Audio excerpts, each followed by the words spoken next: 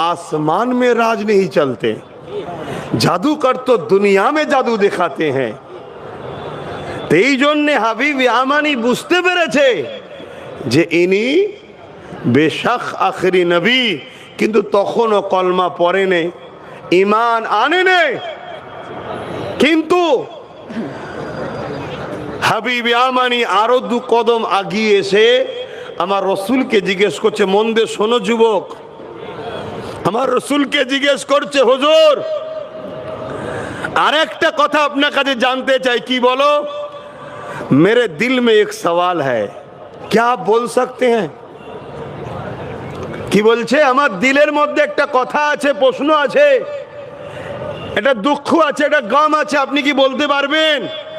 আল্লাহ নবী বলছে, হাবিব ইয়ামানি, তোমার একটা কন্যা সন্তান আছে 8-9 বছর বয়স, যে জন্মগত প্যারালাইসিস, এটা নিয়ে তুমি বড় চিন্তিত আছে, এটাই তোমার দিলে আছে। জোরে বলুন সুবহানাল্লাহ, আরো জোরে বলো। আজকে তো আল্লাহ, আর আজকে তো কেউ কেউ আমাদেরকে শোনায় নবী নাকি দিলের খবর জানে না। তাহলে কোথায় গুমরাহি হচ্ছে আমরা বুঝতে পারছো? নামে তো মুসলমান কোটি কোটি, হাকিকাতে ইমানদার কটা। এজন্যই তো মার খাচ্ছি। হুজুরকে যথাযথ মর্যাদা করো, হুজুরকে যথাযথ আদব করো, হুজুরকে যে শান আল্লাহ দিয়েছে সেই শানের এহতেরাম করো, হুজুরকে প্যার করো, তবে তো তোমাকে আল্লাহ কবুল করবে।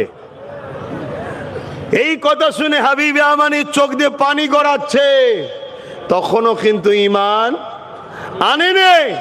হাবিব ইয়ামানি রওনা দিয়েছে, ঘরে চলে যাচ্ছে, অনেক রাস্তা অতিক্রম করে ঘরে গেছে।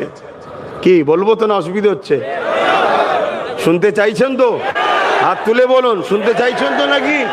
হ্যাঁ, হাত তুলে বলুন, শুনতে চাইছেন? মাশাআল্লাহ। আর নাই বেকার আমাকেও, আমি এমনি বাইরে মাহফিল দিয়া বন্ধ করে দিচ্ছি, একটা কারণ আছে। আমি আর 10টা হুজুরের মতো নয় তো, একটু সেন্সিটিভ হুজুর আমি।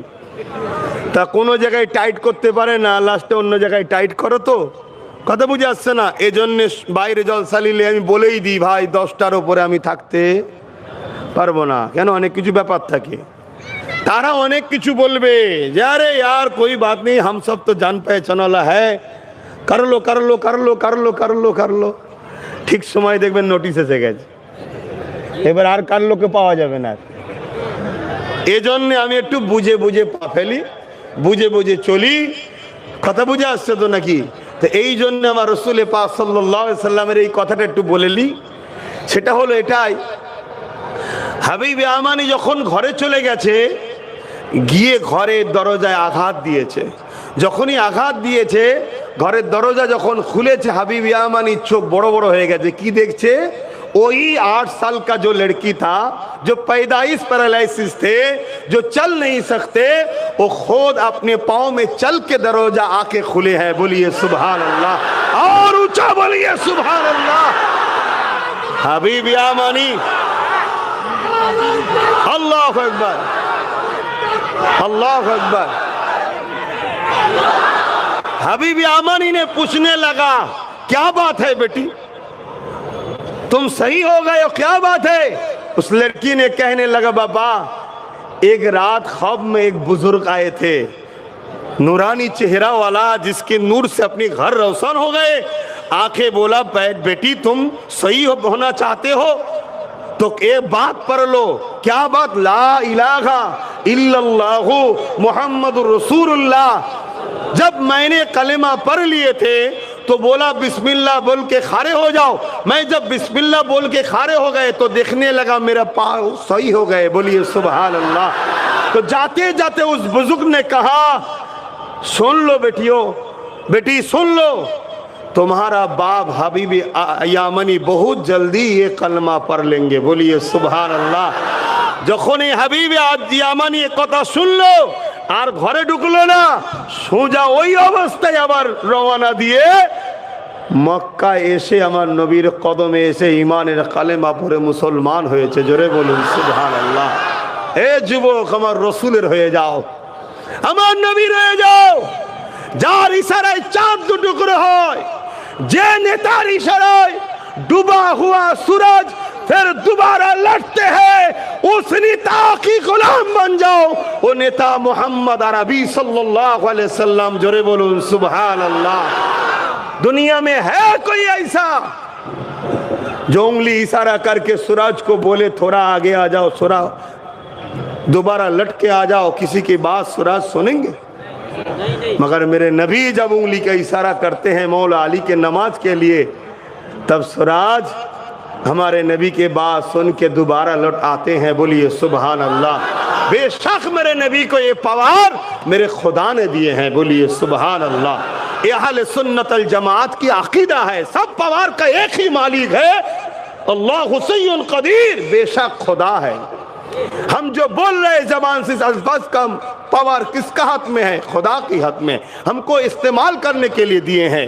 ये जो हाथ हिला रहे, इस ताकत हमारा नहीं है, पावर हमारे खुदा का है। हमको इस्तेमाल करने के लिए खुदा ने भेज दिए हैं। तो सब क्षमतार मालिक एकमात्र আল্লাহ। তুমি ঘাবড়াচ্ছ কেন? সেই আল্লাহর হয়ে যাও। যে তোমায় মিটাতে চাইছে আল্লাহ তাকে মিটিয়ে দেবে, তুমি যদি আল্লাহ ও রসুলের হয়ে যেতে পারো। জোরে বলুন সুবহানাল্লাহ। তুমি ভাবতে পারবে না কোন দিক দিয়ে কি ঘুরে যাবে। আজ যে তোমাকে মিটাতে চাইছে, কাল সে তোমার কাতারে মসজিদে দাঁড়িয়ে হাইয়া আলাস সালাহ হাইয়া আলাল ফালাহ বলতে পারে। তুমি আল্লাহর হয়ে যাও। তুমি আল্লাহর না হওয়ার দরুন তো আল্লাহ তোমাকে আমাকে সাহায্য করছে না। ইতিহাসের পাতা খুলে দেখো, হযরত ওমর ফারুক তরোয়াল নিয়ে বেরিয়েছিল আল্লাহ নবীকে শহীদ করে দেবে বলে, কিন্তু ওমর ফারুক আবার রাসূলুল্লাহর কদমে চলে আসলো। যখন তরোয়াল নিয়ে বেরিয়েছিল, আবু জেহেলকে বলেছিল, আবু জেহেল 39 জন কলেমা পড়ে নিয়েছে, 40 আর হতে দেব না। ঠিক এই সময়তে দেখা যায় আমার আল্লাহ জানিয়ে দিলেন ফেরেশতারে, ওমরকে যেতে দাও, ওমরকে যেতে দাও। ওমর 40 হতে দেবে না বলছে, আমি আল্লাহ ওমরকে 40 নম্বর বানিয়ে দেব। আরো জোরে বলুন সুবহান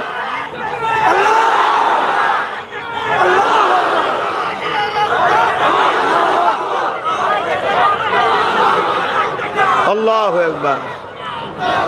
তাহলে ভাবুন, ভাবুন, যে উমর ফারুক তরোয়াল নিয়ে বেরিয়েছে আমার রসুলকে শহীদ করবে, সেই উমর ফারুক আমার রসুলের কদমে এসে বলছে, হুজুর গোলামি করার একটু জায়গা আপনার কদমে দেন। জোরে বলুন সুবহানাল্লাহ। আল্লাহ যদি তোমার সাথে থাকে, রসুল যদি তুমি রসুলের হতে পারো, এ দুনিয়া কেন আখিরাতেও তোমার কোনো টেনশন নাই, কোনো জায়গাতে তোমার সমস্যা হবে না। এটাই তুমি আকীদা তৈরি করো, এই আদর্শ তুমি চলো, তবেই তো তুমি বিজয় লাভ করবে, তবেই তো তুমি কামিয়াবি হবে। আহা সাহাবা হুজুর আমার নবী পাককে কিভাবে মহব্বত করেছিলেন, ইতিহাসে পাতা সাক্ষী দিয়ে দেয়। আল্লাহ নবী যখন দিনের জন্য মাল নিতে লেগেছিল, ওই সাহাবা হুজুরদের মধ্যে দেখে একজন সাহাবা দরবারে বসে বসে কাঁদতেছিলেন।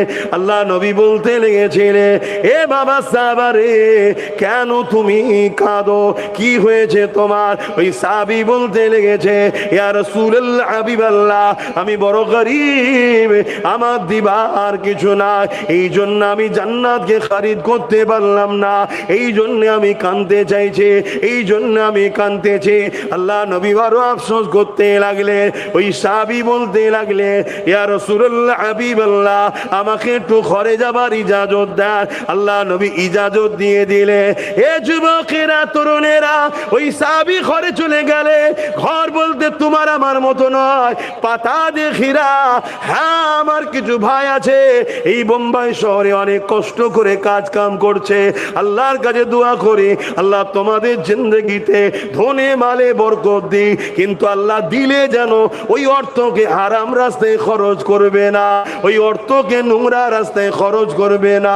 কেন আল্লাহ পাক দিয়েছে তোমাকে, আল্লাহ পরীক্ষাও নিচ্ছে। নেওয়ার পরে, দেওয়ার পরে তুমি যদি আল্লাহ ভোলা হয়ে যাও, তাহলে পুরাতন জায়গায় আল্লাহ তোমাকে পাঠিয়ে দিতে তেনার জন্য কোনো সময় লাগবে না। কি লাগবে? একটা বিমার দেবে, তার চিকিৎসাতেই তোমার লাইফ শেষ। তরুণ শরীফ আল্লাহুম্মা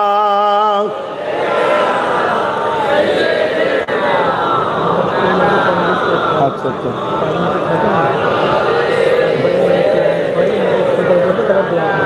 अच्छा আচ্ছা না তো ভাই আমার এখন अच्छा अच्छा अच्छा हम तो चाह रहे 10